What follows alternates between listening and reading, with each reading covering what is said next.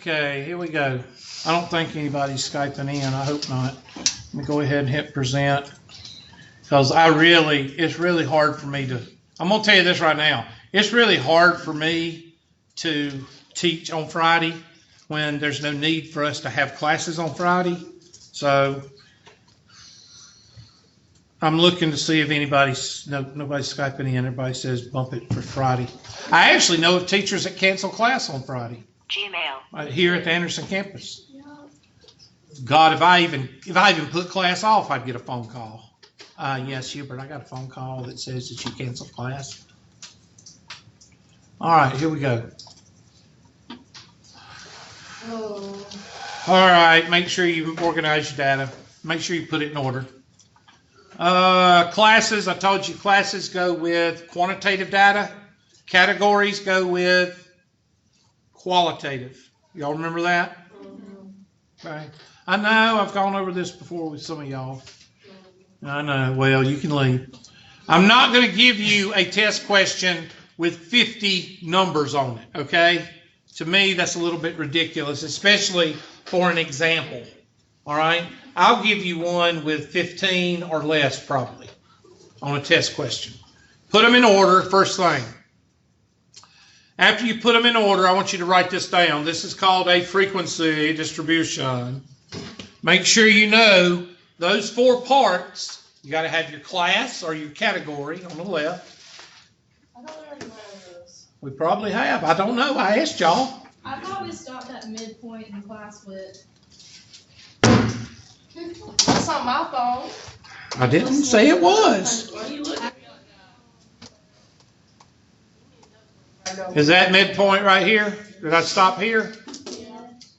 Okay. Y'all need to tell me these things. I just did. No, you didn't. She did. You would have mumbled it. Okay, there's another example right there. Go ahead and write this. You don't have to write the tick marks. You don't have to write the fraction unless the directions tell you write the relative frequency in form of a fraction. Most of the time, the relative frequency, they want it in terms of a decimal. So make sure you know what that is. I'm not going to sit here and insult your intelligence by saying, okay, you take the frequency and you put it over the total. So 11 and 9 is 20, 29, 36, 45, 43, 45. So 2 over 45, well, there's the denominator right there. I didn't see it. 2 over 45, that's your relative frequency. 0 over 45 is 0. 7 over 45. Make sure you know how to find the relative frequency, which is a 25-cent word for percent.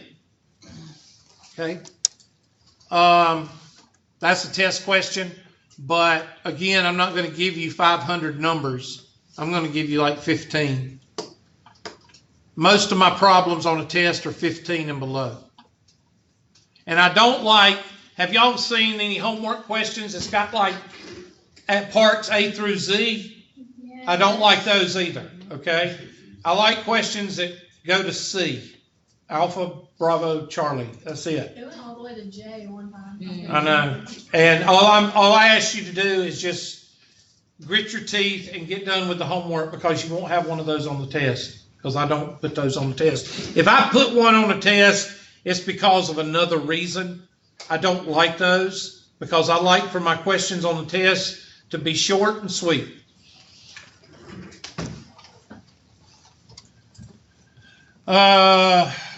See, I would never give you one like this on the test. So forget that. I've already done the class width with you.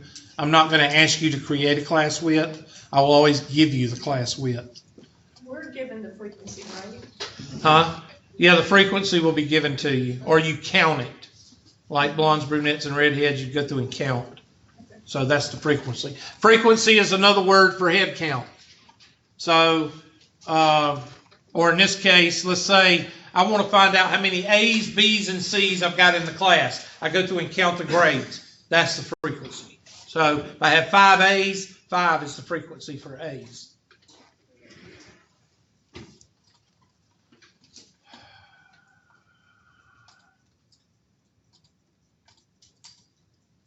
Okay, stem and leaf plot. I want you to know what it looks like. Okay, if you're given a set of data, let's look at this data right there. Now, I'm not going to give you anything this big, okay? That's the 50 states. But I don't want you to write it down. I just want you to notice one thing. You've got to set the key up for the stem and leaf plot. In this case, are we dealing with whole numbers or are we dealing with decimals? So the key is going to be the 40, the 4s, the 5s, the 6s, the 7s, the 8s, and then the decimals are going to be to the right. So there's 4.7. Let me find another. There's another 4.2. So beside the 4, I'm going to have a 0.7, a 0.2. Everybody see what I'm saying? You'll see in just a second when I show you the stem and leaf if you haven't seen one. So the data here is in decimals. Everybody with me? So I'm going to go ahead and, so I've got a 2.8. I've got a 3.8, a 3.8, a 3.8, a 3.3, a 3.9, a 3.2, a 3.9, a 3.2. Everybody with me? So whatever your lowest value is, the 2s, and your highest values is the 8, that's where your stem and leaf plot is going to go. So write that down as a stem and leaf plot example. Now, could I be talking about 40s, 50s, and 60s? Yes. Then it would be 40, for that would be a 28, a 38, a 38, a 33, a 39. Everybody with me? It depends on the context of the questions. If you've got decimals, that first one is 2.8. If you've got whole numbers, then it's going to be a 28. And that you just have to look at the data, and the data tells you what kind of stem and leaf to use.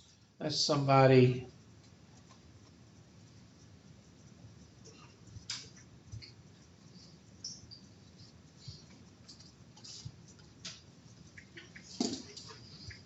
Well, I'm glad. I'm going to read this. I'm going to read this text. Y'all ready? And he did a good job. I just sent him he said, "Good morning, Mr. McClure. I emailed you about Skyping in the class this morning." Do you email me about Skyping in the class? No. Exactly. But I forgot, and he went and checked, and he said, "I have to text you." So I said, "Good job. Now I'm going to bring him in so we can laugh at him." Let's see. All I asked y'all to do is just follow what? Directions. It's real simple. The reason I didn't reply to the email is I shouldn't have to. He did a good job, so I gave him a compliment. I hope he's in this class. I hope he wasn't in the last class. If he's in the last class, it's too late. He probably was.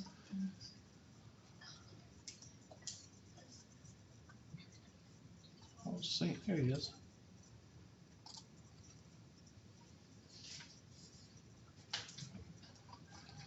Mr. Watson, are you there? Yes, sir. Okay, we made fun of you a little bit, but it's okay. You're tough, ain't you? Yeah, I'm tough. Okay, good. I'm glad. I complimented you because you went back and either checked your notes or you remembered that you're supposed to text me. So, good job. I gave you a compliment. Thank you. Okay. Can you see my screen okay? Yeah, I can. Okay. All right, let me get back to the presentation. All right, so we've got 2.8, 3.8. Now, there's another kind of plot that you can have, and that plot is called a dot plot. Write that down. Dot plot.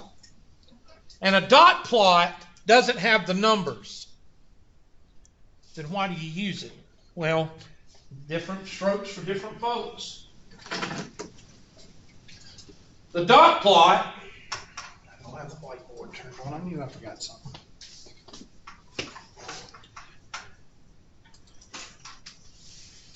And it's not there.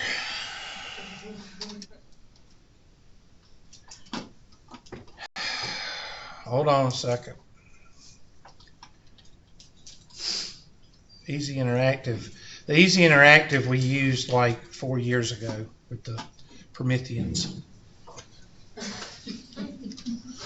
So they haven't changed the Shut up, Hubert. They haven't changed the software. Maybe they just want you to use the whiteboard. Oh, one of my students in the last class said that, who was it? Was it you? No, It it's was the some- one that sits at the front. He said that their speech teacher turns the Epson projector on. They have a smart board and it projects on the smart board, and he uses the whiteboard. He uses the whiteboard markers on the smart board.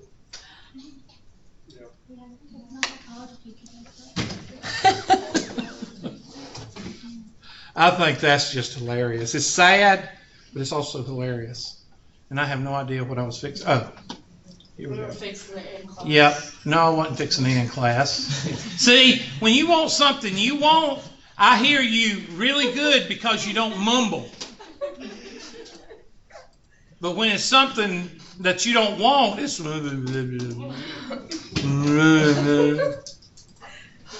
All right, so here we go.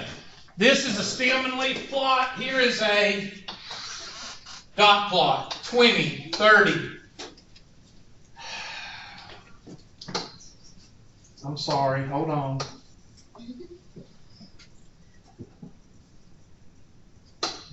It wasn't on, so it wouldn't record.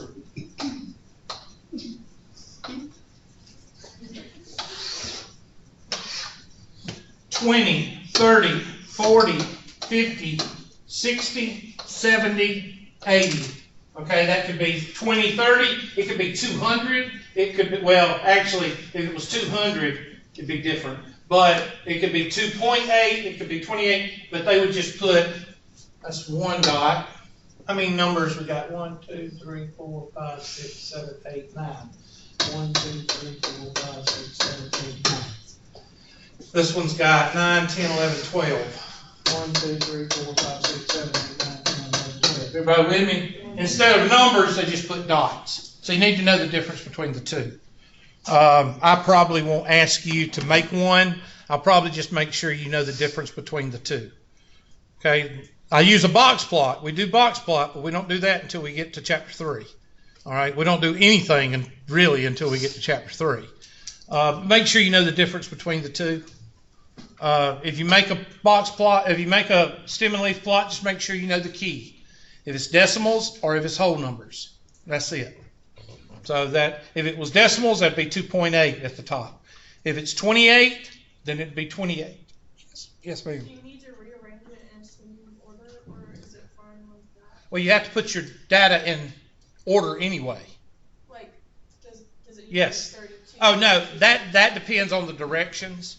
If it doesn't specify, you can put it in any order. If it specifies order, then you would put 2, 2, 2, 3, 8, 8, 8, 9, 9. But the order is usually specified in the directions. And you can also see, if you turn your head sideways, you can also see what? A type of a curve. See there? And that's usually why the dot plot is used. The dot plot is used because you can see the curve a little bit easier with the dot plot. Okay? So this looks like pretty much a somewhat of a normal curve, but this end right here kind of messes up the symmetry of the curve. But you could say this is somewhat of a normal curve. Okay? No yawning in class.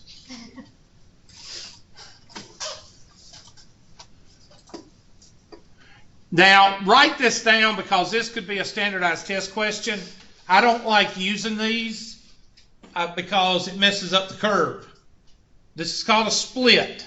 If you have are you going to start that again? If you have a lot of numbers, then some people say, well, just split it up into 3.0 to 3.4 and 3.5 to 3.9.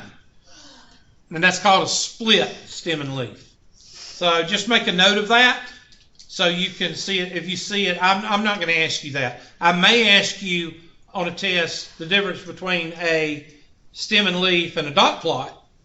And I'm going to ask you to draw a box plot, which we haven't done yet, but I'm not going to ask you this on a test, but a standardized test would ask you that. And then you say, is this a box plot or a stem and leaf plot or a split stem and leaf plot? And of course you would say split because the numbers are split by 5s. So this could be 32, 32, 32, 33, or it could be 3.2, 3.2, 3.2, and 3.3. This would be 3.8, 3.8, 3.8, 3.9, 3.9, and so on. Give y'all a second or two to finish writing that down. That's why the videos are so good, and the voice recordings that I do on a recorder, that's why they're so good, because you can hit pause. Can't believe that teacher asked that. I could understand if she said video recorder. You know, I could understand that. But she actually thought that I used a, press play and record at the same time.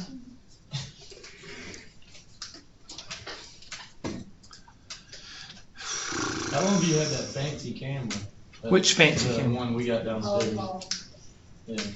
That's the Polycom. Yeah. How long have you 3 had it? years. 3 years. Yeah, well, the first year we used document cams, and I rigged it up to where the document cam I took a rubber band and I put the document cam, my webcam on top of my document cam. So you were seeing me writing and you would see the document cam where I was writing. That's how we did the first. And of course we had 2 other teachers and they totally screwed it up. They couldn't figure out how to do the, and it's just, I'm not going to say anything. Dot plot, here we go. There we go. Just draw a quick example of that. That's a dot plot. We will finish chapter 2 today, so yeah, that means we'll be doing math next week. Thank God.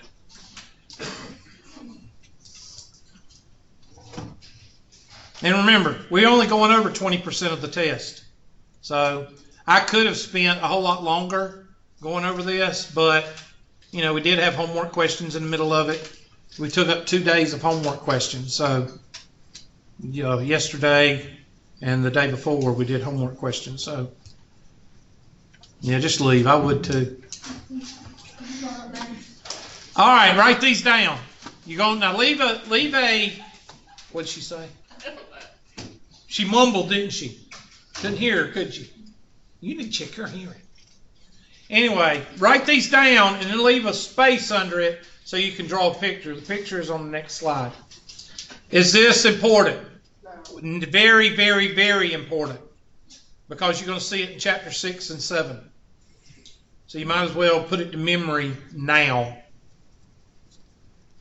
I hope it rains all day because I'm just going to go home and watch movies today and partake of milk. You said what? What? I couldn't hear you. You're mumbling. Speak up. I didn't. I said milk. What are you gonna watch? Milk and pizza. Ew. I don't eat pizza because it's carbs. What? Actually, I do eat pizza. I just take a fork and I scrape off the good stuff and throw away the bread. They have. I will eat thin crust, but I only eat 2 pieces. They have a cauliflower crust at I make- Publix that you can get. Yeah, but I make mine. Actually, I make what's called fathead pizza. It's made out of Parmesan cheese and cream cheese. There's some good stuff. You have a work Huh? email. I can't hear you. You should bring some. No, if I bring some, somebody will die of being allergic to something. One person will convulse because they're allergic to something. And then some person will complain because I didn't put enough pepperonis on it. And then I'll be forced to hit somebody in the mouth.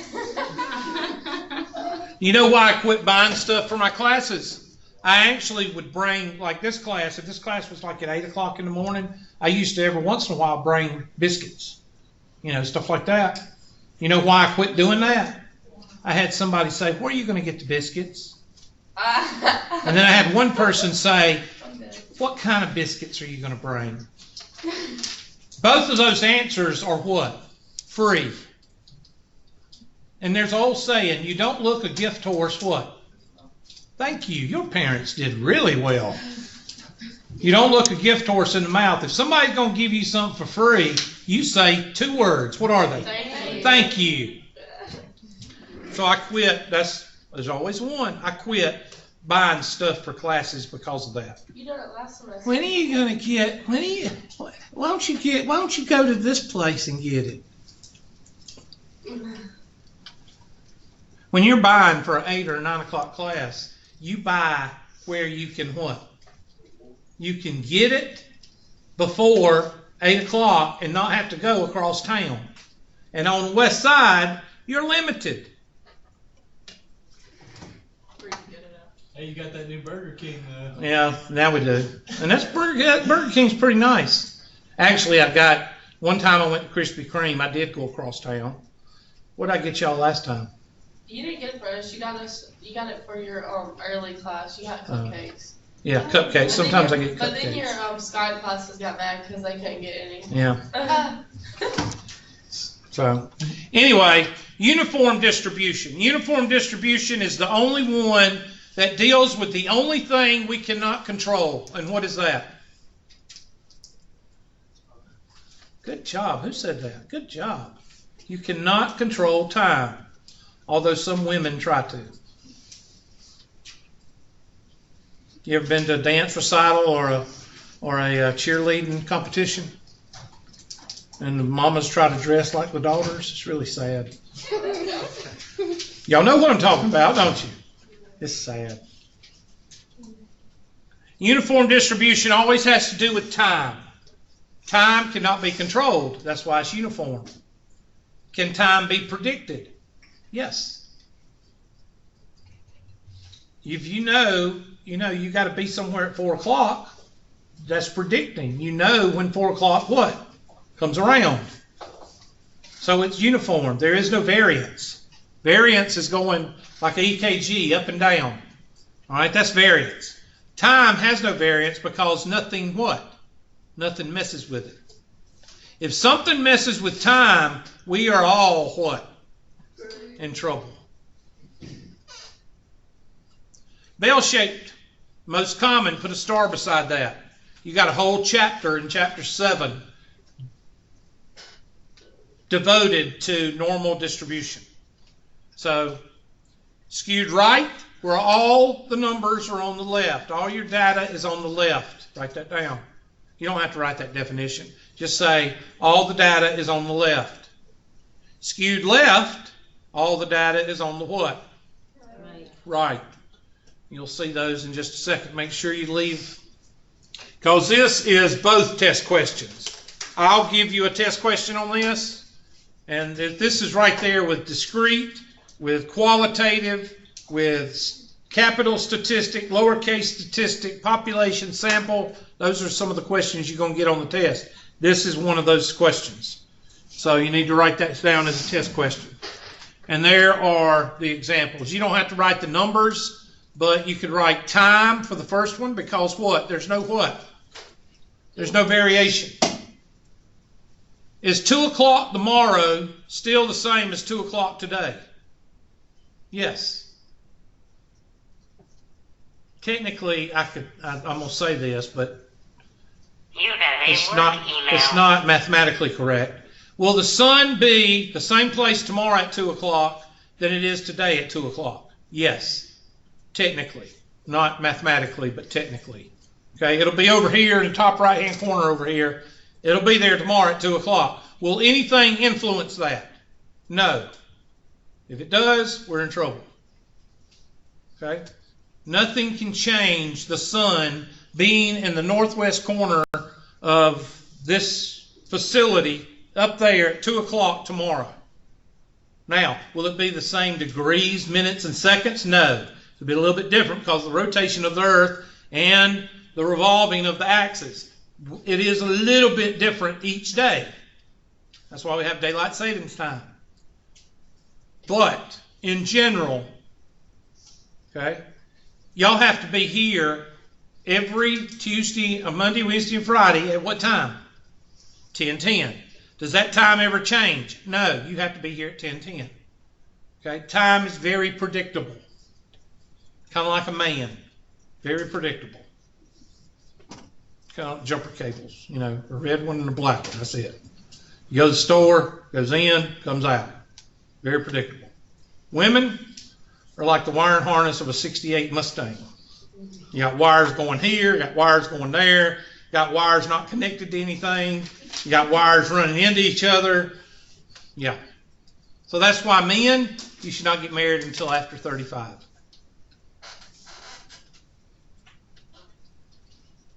No comment at all? None? Most women want kids by that age. Oh yeah, that's what gets me. You know what? I told my daughter, you seen the picture with the 3 girls going like this and the ring on their finger and then one drinking a beer? I told my daughter, be the one drinking the beer. How old were you when you got married? Too young. I can't remember.